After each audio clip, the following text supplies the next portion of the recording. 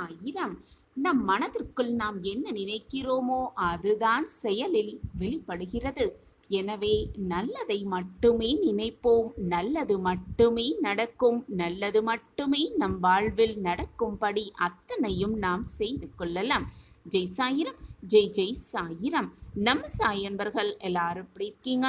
எல்லாரும் நல்லா இருப்போம். ஓம் சாயிரம். நிச்சயமாக நீ இதை பார்ப்பாய் என் தங்கமே. நல்ல எண்ணங்கள் நிச்சயமாக உன்னை நல்வழிப்படுத்தும். உன்னுடைய விருப்பம் நிறைவேறுவதற்கான ஒரு திருப்பம் நிச்சயமாக நடைபெறும் என்ற நம்பிக்கையோடு இரு. அந்த நம்பிக்கை எண்ணமே போதும் உன்னை பிரம்மாண்ட வெற்றிக்கு அழைத்து செல்லும். உன்னுடைய இலக்குகளையும் வெற்றிகளையும் உன்னுடைய எண்ணங்களில் வேரூன்ற வைக்கப்பார். வெற்றி நிச்சயம். எப்பொழுதுமே சுறுசுறுப்பாக இருக்கப்பார். உன்னுடைய பொறுப்புகளை ஏற்றுக்கொண்டு வாழப்பார்.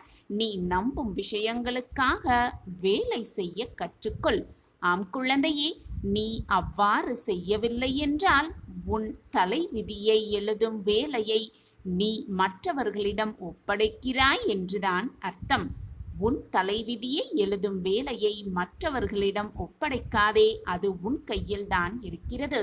உன் வாழ்வில் என்ன நடக்க வேண்டும் என்பதை நீதான் முடிவு செய்ய வேண்டுமே தவிர உன்னை சுற்றி இருப்பவர்கள் அந்த முடிவை செய்யவே கூடாது.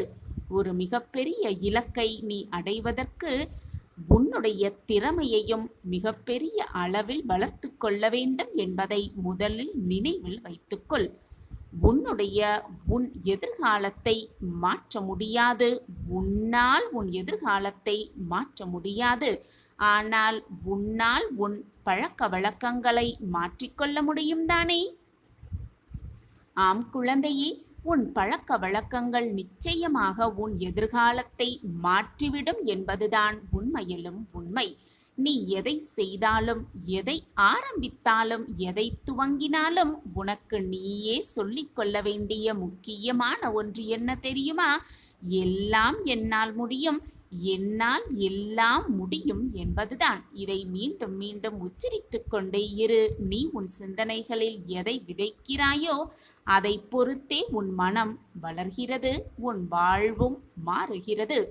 எப்பொழுதும் நல்ல சிந்தனைகளையும் உயர்வான லட்சியங்களை மட்டும் உன் மனதுக்குள் விதைத்து கொண்டே இரு, ஆழ ஊற்றிக்கொண்டே இரு.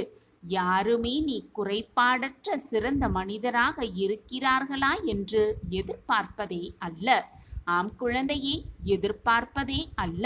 ஆனால் இன்னும் சிறந்தவராக நீ தொடர்ந்து முயற்சி செய்கிறாயா என்பதுதான் மிக மிக முக்கியமானதாகவே பார்க்கப்படுகிறது. நீ அடைகின்ற ஒரு தோல்வியிலிருந்து ஏதாவது ஒன்றை நீ கற்றுக்கொண்டால் அந்த தோல்வியும் உனக்கு கிடைத்த அந்த தோல்வியும் உனக்கு வெற்றிதான். ஆம் குழந்தையே, உனக்கான வெற்றிதான் அது. நேரத்தை வீணாக்கும் பொழுது கடிகாரத்தை நன்றாக உற்றுப்பார். ஓடுவது முட்கள் அல்ல என் குழந்தையே, உன்னுடைய வாழ்வுதான் ஓடிக்கொண்டிருக்கிறது என்பதை புரிந்து கொள். வெற்றிக்கும் தோல்விக்கும் சிறு சிறு வித்தியாசம்தான் குழந்தையே. வெற்றி கிடைக்கும் பொழுது தலைகணத்தோடு ஆடாதே. தோல்வி கிடைத்தவுடன் அப்படியே துவண்டு விடாதே. சிந்திக்க தெரிந்த என் பிள்ளைக்கு ஆலோசனை என்பது தேவையே இல்லை என் குழந்தையே. வாழ்வில் துன்பத்தை சந்திக்க தெரிந்தவனுக்கு என்றுமே தோல்வியே கிடையாது. ஆம் குழந்தையே, துன்பத்தை சந்திக்க தெரிந்தவர்களுக்கு என்றுமே தோல்வியே கிடையாது.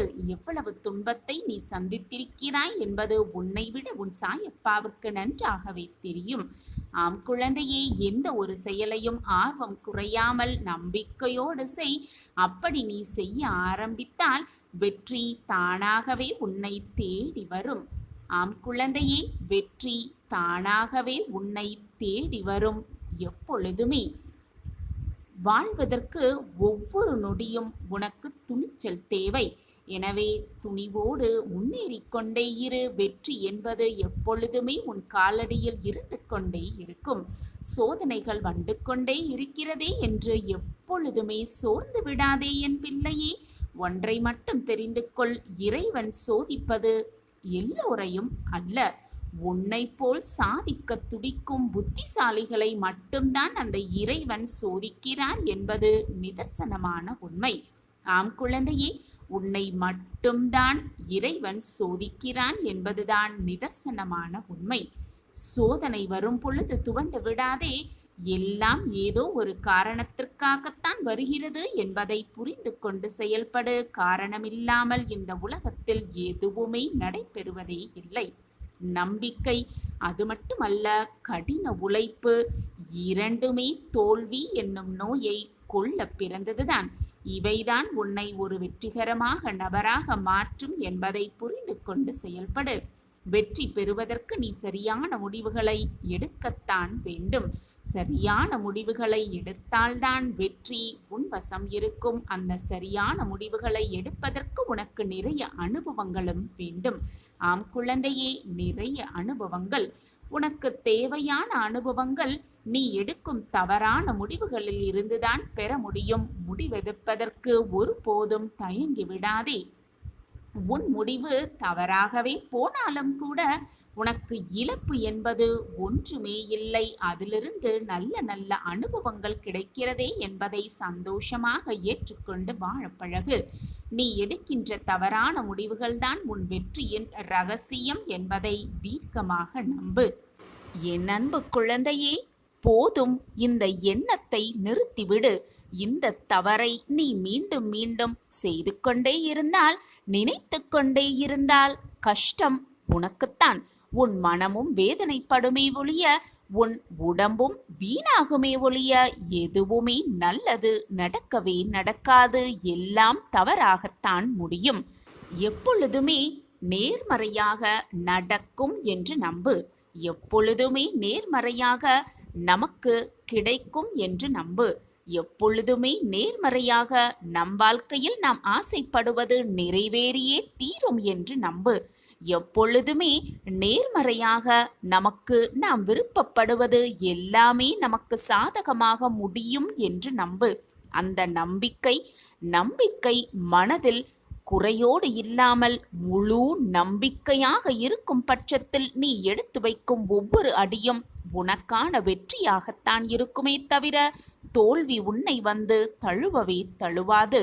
ஆனால் வைக்கின்ற நம்பிக்கை 100% அல்ல, 1000% உன் மீதும் உன் வாழ்க்கை மீதும் அப்பா மீதும் முழுமையாக இருக்க வேண்டுமே தவிர குறைவாகவோ குழப்பத்தோடோ இருக்கவே கூடாது. அப்படி இருந்து பார், உன் வாழ்வில் எல்லாமே உனக்கு சுகமாகவே அமையும்.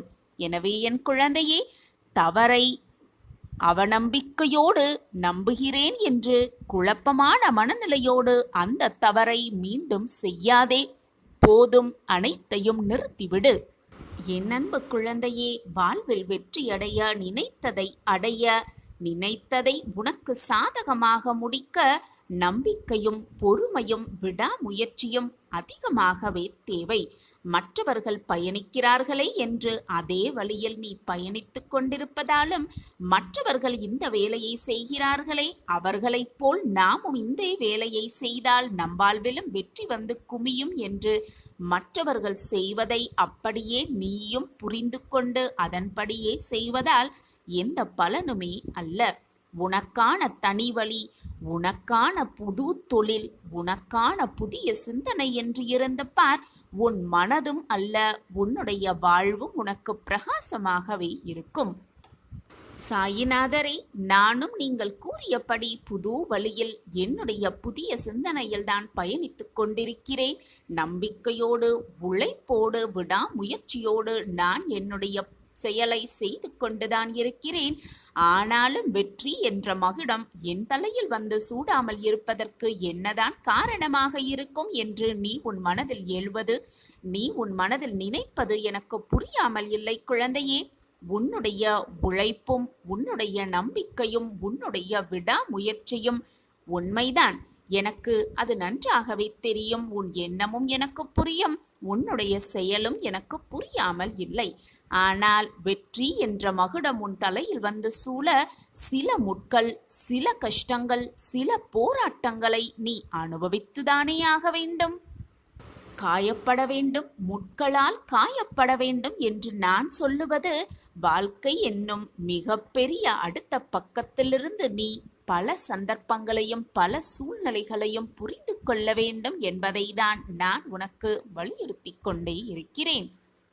உன்னுடைய வெற்றிக்கு நடுவில்தான் உன்னுடைய வெற்றியின் முடிவில் இத்தனை சறுக்கல்கள் உனக்கு சிறிய சிறிய இடையூறுகளாகவே இருக்கிறதே தவிர இறுதியில் உனக்கான வெற்றி உன்னை வந்து சேரும்.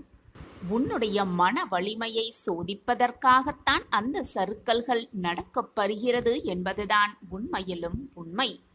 அந்த நேரத்தில் மன வலிமையோடு நீ போராடி துணிச்சலோடு தைரியமாக எடுத்து வைத்தால் வெற்றி என்னும் மகுடத்தை நிச்சயமாக உன் தலையில் நீ சூடிக்கொள்ளலாம்.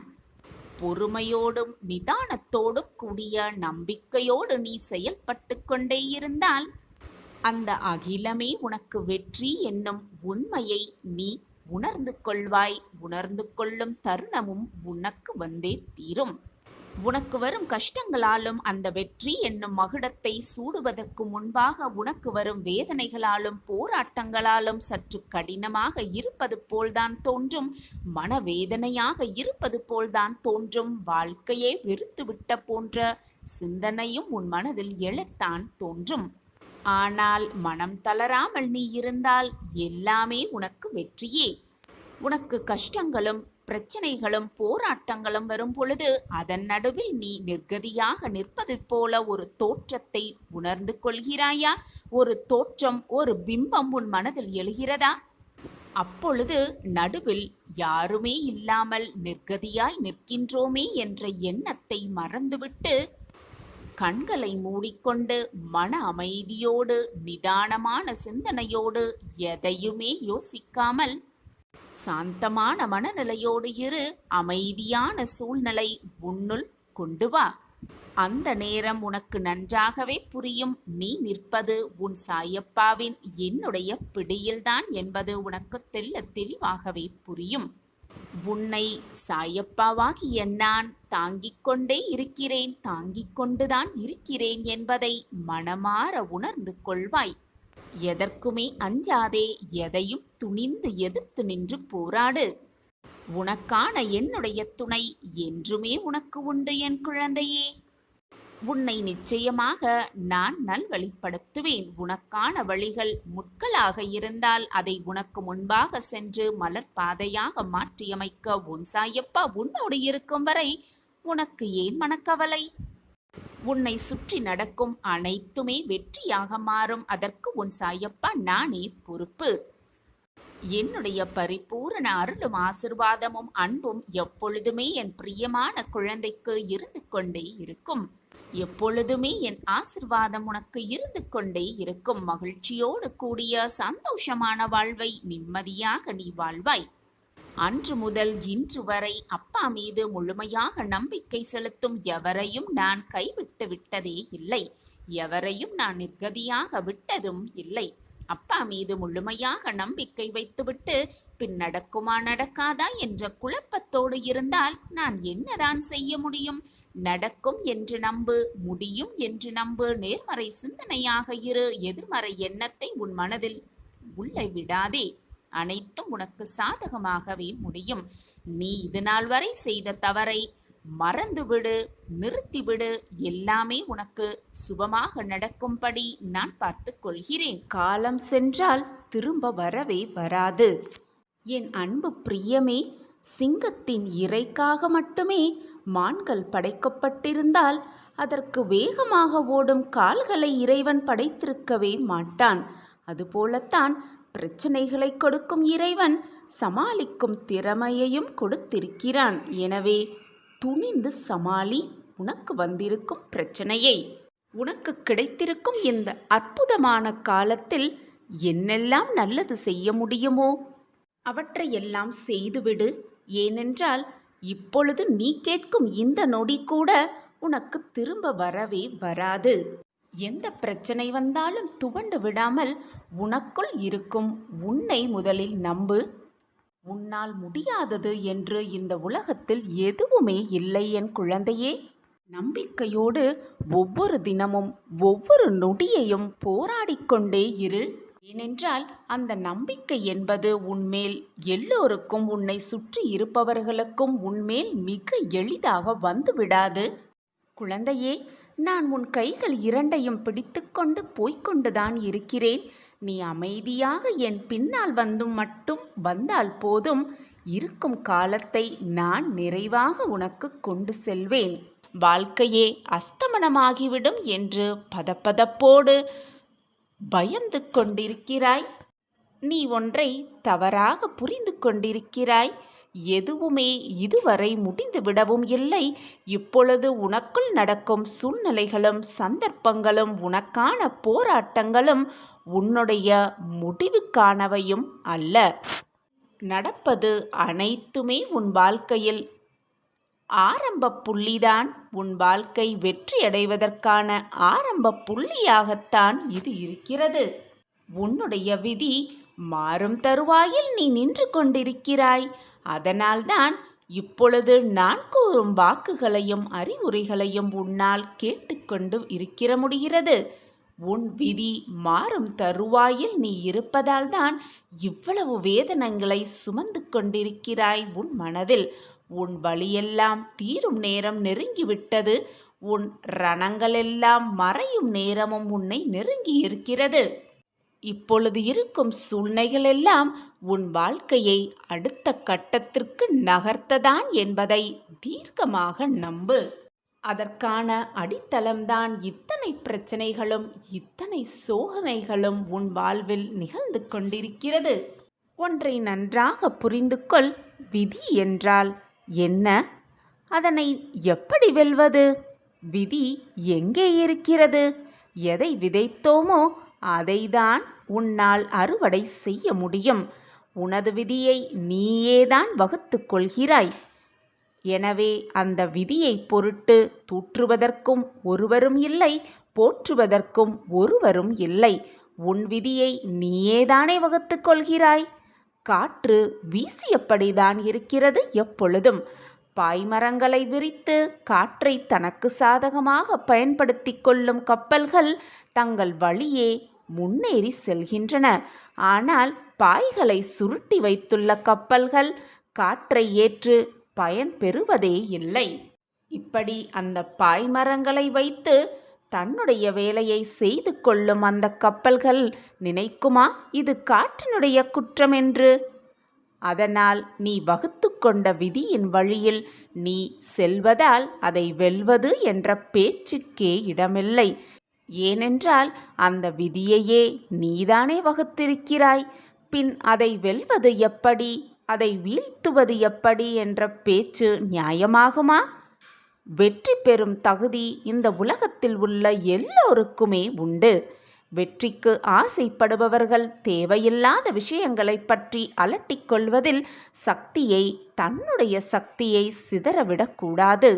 அமைதியுடனும் ஆண்மையுடனும் ஆக்கப்பூர்வமாக பணிகளில் ஈடுபட வேண்டும். அப்படி ஈடுபட்டால் வெற்றியை மிக சுலபமாக அடையலாம்.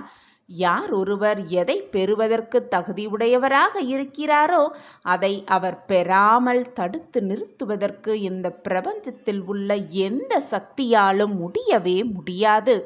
இதுதான் உண்மையிலும் உண்மை. எல்லா சந்தர்ப்பங்களையும் நான் உன்னை அன்போடு அரவணைத்து கொண்டுதான் வருகிறேன். உனக்கு செய்ய வேண்டியதை, உனக்கு கொடுக்க வேண்டியதை, உன் வாழ்க்கைக்கு தேவையானதை என்ன என்பதை சிந்தித்து அதன்படிதான் நான் செயல்பட்டு கொண்டிருக்கிறேன். சரியான நேரத்தில் தக்க சமயத்தில் நான் உனக்காததை செய்வேன். அதுவரை சற்று பொறுமையாகத்தான் நீ இருக்க வேண்டும். என் மீது நீ முழு நம்பிக்கையாக இருக்கும் பொழுது உனக்கான் என் நியாயத்தை நான் உனக்கு செய்யாமல் விடுவேனா? இதுதான் நீ உன் சாயப்பா மீது வைத்திருக்கும் நம்பிக்கையா? இதுதான் உன் சாயப்பா மீது நீ வைத்திருக்கும் அன்பா? உன் சாயப்பா பற்றி முழுமையாக அறிந்திருந்தும் உனக்குள் ஏன் இந்த கேள்வி? நீ இது நாள் வரை இழந்த அனைத்தையும் மீண்டும் பெறுவாய். அதற்கு நான் உனக்கு துணையாக எப்பொழுதுமே இருப்பேன். அதற்கு நானே பொறுப்பு. நீ விரும்பியது அனைத்தும் உனக்கு தாமதமாகிறது என்றால் அதற்கு உன்னுடைய விதிதான் காரணம், உன்னுடைய கர்ம வினைதான் காரணம். அந்த கர்ம வினையும் நீயே ஏற்படுத்தி கொண்டதுதான், அந்த விதியும் நீயே வகுத்து கொண்டதுதான். எனவே உன் கர்ம வினையை நீ கழித்துதான் ஆக வேண்டும். உன் விதியையும் நீ போராடி வென்றுதான் ஆக வேண்டும். யாரும் உன் வாழ்க்கையை வாழ முடியாது. யாருக்காகவும் நீ உன் வாழ்க்கையை விட்டுத்தரவும் முடியாது. உன் வாழ்க்கை உனக்குத்தான். உனக்கு வரும் சோகங்களும் இன்பங்களும் துக்கங்களும் சோதனைகளும் சந்தோஷங்களும் நீதான் அனுபவித்தாக வேண்டும். உனக்காக மற்றவர்கள் உன் வாழ்க்கையை வாழவே முடியாது. இதுதான் உண்மையிலும் உண்மை. உனக்காக உன் கர்மாக்களை என்னுடைய தட்சணையாக பெற்றுக்கொண்டு உனக்கான புண்ணியத்தை சேர்த்து கொண்டிருக்கிறேன். உன் கர்மாவின் வலிமைகளையும் குறைக்கும் வேலையில் நான் ஈடுபட்டு கொண்டுதான் இருக்கிறேன். ஆனால் அதற்குள் என் சாயிநாதர் எனக்கு எதுவுமே செய்யவில்லை. என்னை சுற்றி இருப்பவர்கள் எல்லாம் நன்றாக சுகமாக வாழ்ந்து கொண்டிருக்கிறார்கள். ஆனால் நான் மட்டும் வேதனையில் தவித்து கொண்டிருக்கிறேன். ரணங்களை சுமந்து கொண்டிருக்கிறேன். நடைப்பிணமாய் வாழ்ந்து கொண்டிருக்கிறேன் என்று நீ என்னிடமே வந்து புலம்புகிறாய். நான் எதுவும் செய்யவில்லை என்று என்னிடமே வந்து முறையிடுகிறாய், மன்றாடுகிறாய். நான் உனக்கு தேவையானதை தக்க சமயத்தில் கொடுப்பதற்காகவே வேலை செய்து கொண்டிருக்கிறேன். அதற்கு சிறிது காலதாமதம் ஆகும்தானே? அதுவரை உன்னால் பொறுமையாக காத்திருக்க முடியாதா? ஏன் இந்த புலம்பல் உன் மனதில்?